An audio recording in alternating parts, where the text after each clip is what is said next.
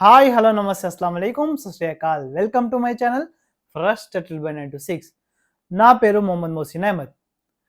First week second day అనుకుంటా తనుజ వండుతుంది. ఈ హరిత హరీష్ అలియాస్ మస్క్ మిలన్ వచ్చి తనుజ గారు ఇది సరిపోదేమో రైస్ ఇంకా కొంచెం ఎక్కువ వేయండి అని చెప్పాడు. ఇంకోళ్ళు వచ్చి లేదు లేదు సరిపోతుంది అని చెప్పారు.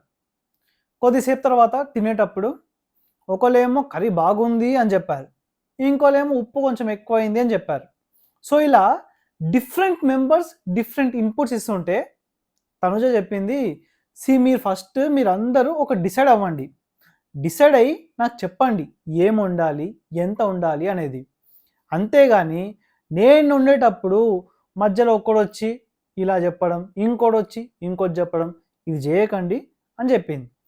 దానికి హరిత హరీష్ మస్క్ మిలన్ ఉండేటప్పుడు ఇంత నెగిటివ్ ఎనర్జీయా, ఉండేటప్పుడు పాజిటివ్ ఎనర్జీతో ఉండాలి అది ఇది అని చెప్పి నామినేట్ చేసిండు. నామినేషన్లో ఈ పాయింట్స్ కూడా చెప్పారు. కట్ చేస్తే ఈరోజు హరిత హరీష్ వండుతుండు. ఎలా మొత్తం ఇంత పెద్ద లొల్లి చేసిండు. దానికన్నా ముందు సంజన నిన్ను పిలిచింది వండుమని, నువ్వు రాకముందుకే తనే వండేస్తుంది. దాంట్లో ఏముంది అసలు?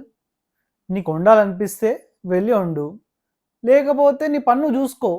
నేను నా పని వదిలేసి వచ్చిన, బాత్రూమ్ కూడా పోలే, అది ఇది పంచాయతీ ఎందుకు అసలు? 2 weeks ముందు నువ్వే కదా పెద్ద పెద్ద మాటలు మాటలు చెప్పినావు, ఉండేటప్పుడు పాజిటివ్ ఎనర్జీతో ఉండాలి అది అని. ఇప్పుడు ఏమైంది మరి ఆ పాజిటివ్ ఎనర్జీ? మహానటి సావిత్రి గారి దగ్గర ఒక స్పెషాలిటీ ఉండేంట. తను ఏడవాలనుకుంటే ఒక్క కంట్లోనే నీళ్ళు తెచ్చుకొని ఏడ్చేదంట. మహానటి కన్నా మించిన నటి ఈ బిగ్ బాస్ హౌస్లో ఉంది, రితు చౌదరి. తను ఏడ్చేటప్పుడు ఒక్క కంట్లోనే కాదు, ఏ కంట్లోనూ నీళ్ళు రావు. అదేంటో మరి, ఇదంటే నాకు అని ఏడుస్తుంది. నిన్న కూడా పవన్ కళ్యాణ్ ముందు ఇట్లనే ఏడుస్తుంది. వాడేమో పద్దాక తుడ్సనే ఉండి ఇట్లా. నాకు అది అసలు నీళ్ళే లేవు కదరా, అసలు ఏం తుడుస్తున్నావు రా అనిపిస్తుంది. వాడు అనుకున్నాడు దొరికిందే ఛాన్సు, రుద్దుదాం బాగా అని.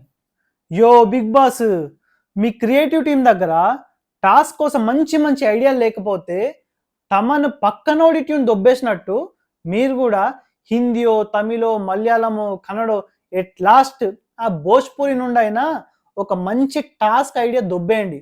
అంతేగాని రితు నీకు చికెన్ ఇస్తా, అందరి సీక్రెట్స్ పట్టుకొని రా, తనుజా నీకు కాఫీ ఇస్తా, మంచి ఎంటర్టైన్మెంట్ చేయి అని చెప్పకండి. ఇలాంటి బేకార్ టాస్క్లు పెట్టకండి.